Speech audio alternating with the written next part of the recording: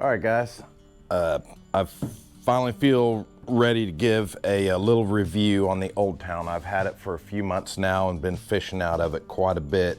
So I feel comfortable giving a review on it to let you guys know the pros and cons and how fishing's been out of it.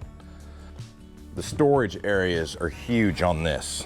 I love this big area here. You can see, I mean, you've got room to put a lot of stuff here. So I could actually, if I wanted, I could move my black pack back, and then I could put an actual fish bag here between the front and the back, so I don't have to have it up front, put that weight up front. I do like this right here, this open area. You can put stuff up here, storage, and it's a lot more practical than the hatch, which I never use on the front of the Outback. This is a lot more practical area and the use of area.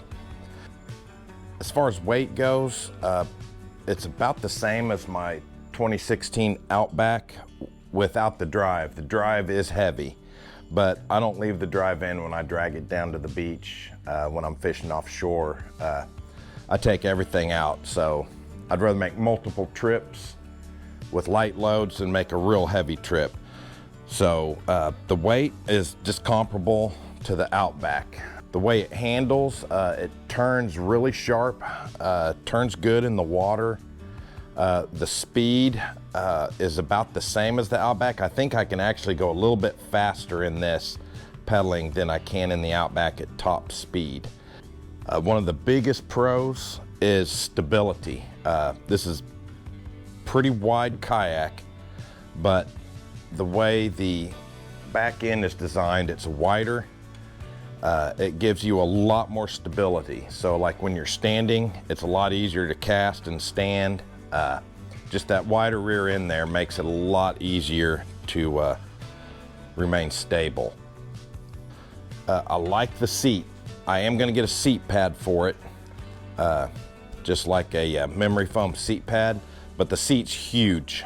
That makes it a lot easier to turn if you're casting off to one side or you're fighting a fish.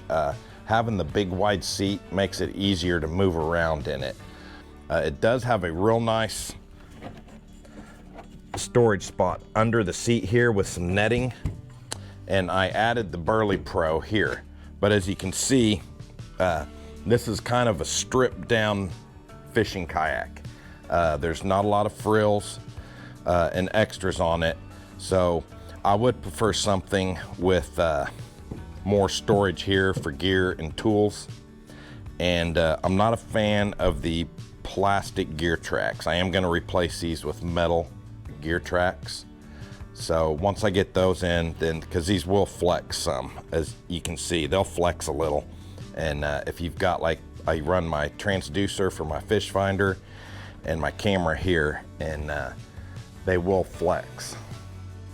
A couple additions I did from Pdl Kayak Fishing. I got the handle for the steering. That helps a lot. That makes a big difference, being able to steer with one hand. And I got the bolt back here, the screw through bolt replacement, which makes the steering a little bit stiffer so you can hold your course a little easier. I wasn't sure how I was gonna like the bicycle style, but I like it. You can see this is the top of the kayak where it comes in. So underneath the bottom of the kayak, probably from here to here, that's what sticks down in the water. So, I mean, you can go pretty shallow with this. You'll have it locked in here.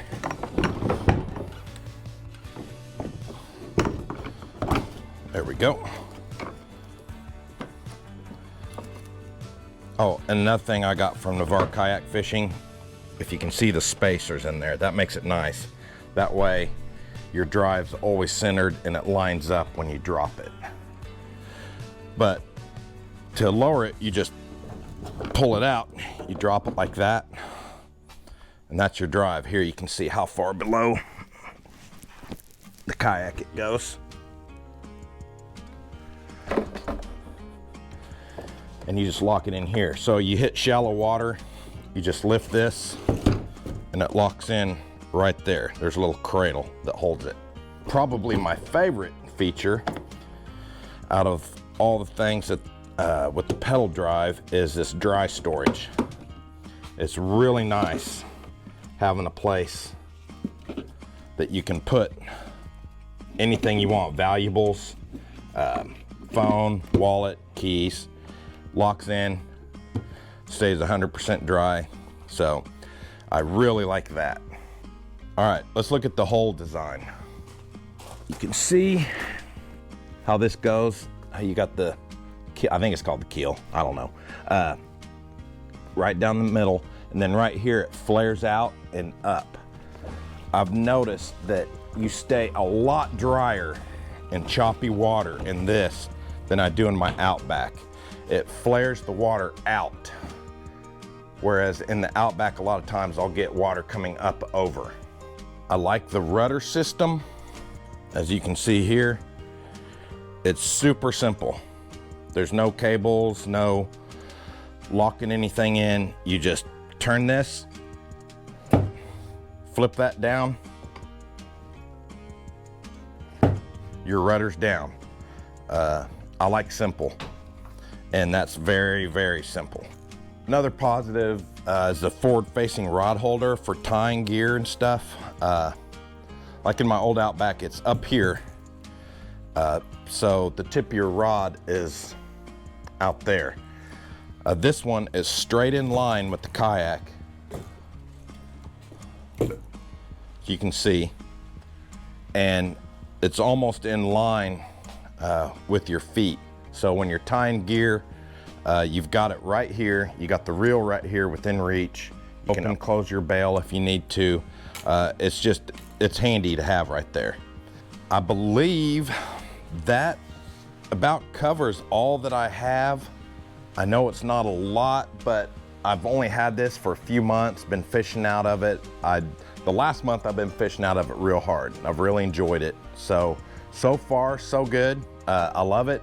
A few small things I would change, but nothing that would make me not want to use it. So I hope you guys enjoyed the video. Hopefully this rain lets up and get back after the fish again. It's been rough fishing lately. Don't forget, I'm about 300 subscribers away from 10,000, and the prize pool has grown even more. Now we've got 5 companies donating prize packages. So we're gonna have a huge giveaway when I hit 10,000 subscribers.